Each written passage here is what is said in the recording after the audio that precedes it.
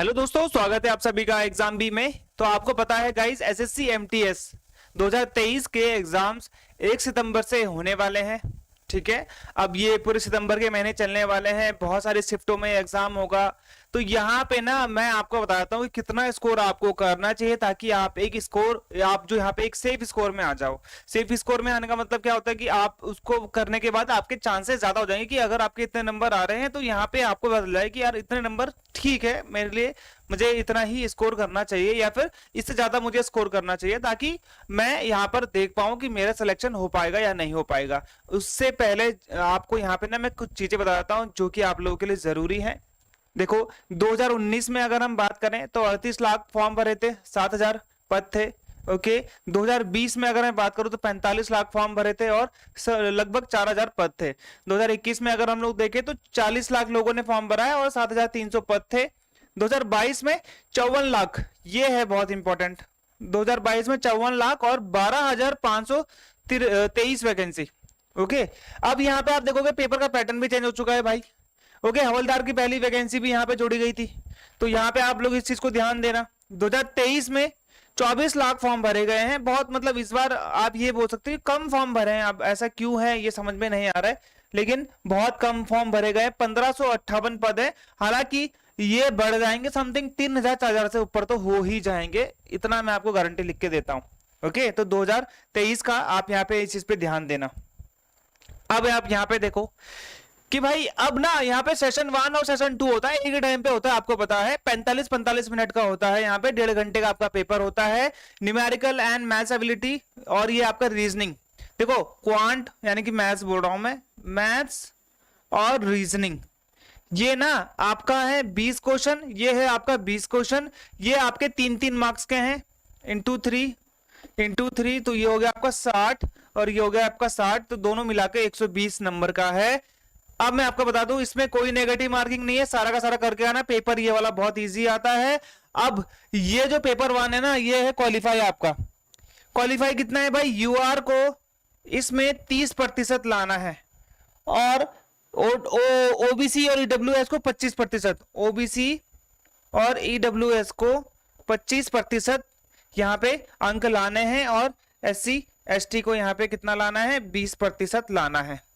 यानी कि अगर यहाँ पे 120 नंबर हैं तो आपको कितने नंबर लाने हैं, 36 नंबर लाने हैं अगर आप यूआर हो तो।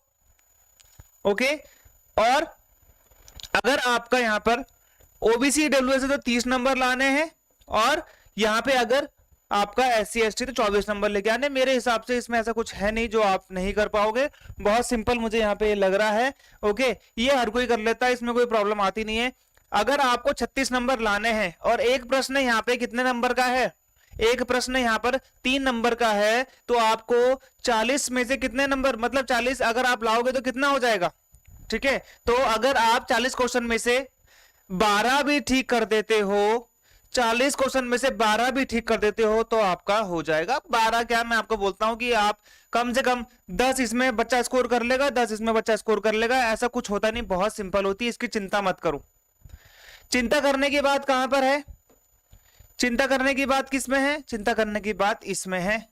ये आपका जो यहाँ पे हो गया, चिंता करने की बात इसमें है, जो कि आपका यहाँ पे 25 क्वेश्चन का, यहाँ पे 25 क्वेश्चन इंग्लिश है और जीके आपका 25 क्वेश्चन है, इंटू 3 कर दो मार्क्स के हिसाब से, तो 75 और 75, यहाँ पे आपका 150 मार्क्स का है। यहाँ से आपकी क्या बनेगी, मेरिट बनेगी। नेगेटिव मार्किंग कितनी है भाई, 1 मार्क्स कटेगा अगर आपका एक क्वेश्चन गलत है, 1/3 आपका यहाँ पर आपका क्या है, 3 क्वेश्चन गलत होने पर आपके 1 मार्क्स यहाँ पे कटने वाले, 1/3 यहाँ पे नेगेटिव मार्किंग हो गई। 45 मिनट आपको इसे करने का टाइम, यानी कि 50 क्वेश्चन आपको 45 मिनट में करने हैं, जिसमें इंग्लिश और जीके होगा, बस मैथ्स मुझ नहीं होगा। मैथ्स वाले के लिए तो आप इजीली कर लोगे, कोई इसमें प्रॉब्लम नहीं है।